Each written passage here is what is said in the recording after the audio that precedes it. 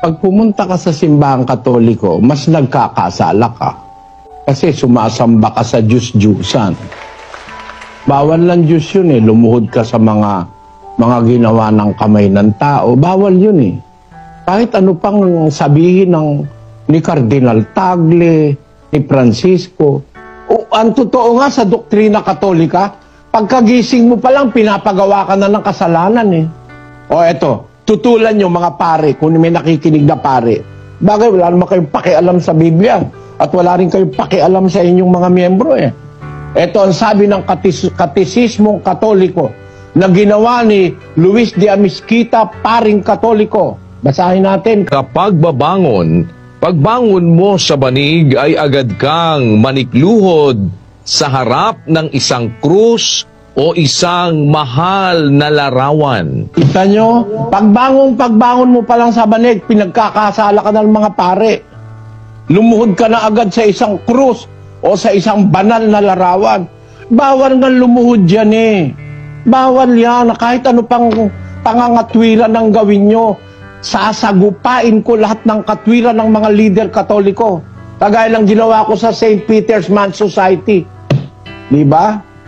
Kaya nga galit na galit sa akin yung group na yan eh. Kung ano-anong paninira sinasabi. Niloloko na lang nyo sarili nyo pagka hindi nyo inamin na lumuluhod talaga kayo sa ginawa ng kamay. Bawal ng Diyos yan. Huwag kang gagawa para sa iyo ng larawang inanyuan. Ano ba yung ribulto ni Maria? Di ba larawang inanyuan yun? Ano pa ba naman ang huwag nyo nang lukohin ang sarili nyo, mga Katoliko. Talagang pagsambayan sa ginawa ng kamay. Pagsambayan sa mga Diyos-Diyusan. Pag lumuhod ka na kay Mariang Bato at kay Mariang Kahoy at kay Jose na plastic. Kasi gawa sa plastic, gawa sa kahoy, gawa sa bato, gawa kung saan-saan. Bawal nga ng Diyos luhuran yan eh. Yung mukod nga lang bawal eh. Paglingkuran mo pa, pasanin mo, kandilaan mo, lagyan mo ng bulaklak araw-araw, tapos luhuran mo, tsaka ka manalangin. Hindi nyo ba matanggap yan, totoo na yan? Nasa Biblia yan, bawal ng Diyos yan eh. 17:29 ng gawa. Pakinggan nyo po.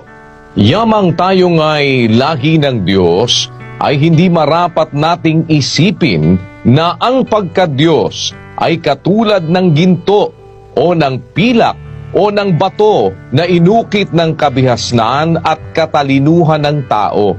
Ang liwanag, ano pa ang paliwanag kailangan mo dyan? Kung naghahanap ka ng totoo, kahit sa harap ng Papa sa Roma sasabihin ko. At lahat ng tumututol, diskusyon tayo. Wala lang patayan. Dala na kasi ako sa diskusyong may patayan eh. Kontik na ako napatay sa bakulor ng mga iglesia ni Manalo eh. Biblia ang gagamitin. Sinong pari at arsobispo ng Katoliko magsasabi sa akin na hindi kayo lumuluhod sa ginawa ng kamay? Sapat itong salitang ito para maintindihan nyo, ang pagluhod kay Mariang Bato ay mali, ayaw ng Diyos. Kay Pedrong Kahoy, mali, ayaw ng Diyos niyan. Bawal nga gumawa eh. Sasabihin naman ng mga pare, ba't si Moises gumawa ng retrato ng kerubin? Niluhuran ba ni Moises? Pinagawa si Moises. Si Moises yun, hindi ikaw, gago. Ito naman Katoliko yung gumawa ng retrato ni Maria, hipo ng hipo, halik ng halik. Halik ng halik kay Jose, halik ng halik kung kani-kanino. Mag-isip nga kayo, mga kababayang Katoliko, pati itong mga pare, maawa kayo sa inaakay nyo. Pinaglululoko nyo habang panahon, mga pari kayo. Pag hindi ko napatunayang bawal yan, putulan nyo ako lalamunan. Tinan nyo, ginagawa. Hihipuin pa eh. Ahalikan pa. Pupunasan pa ng panyo.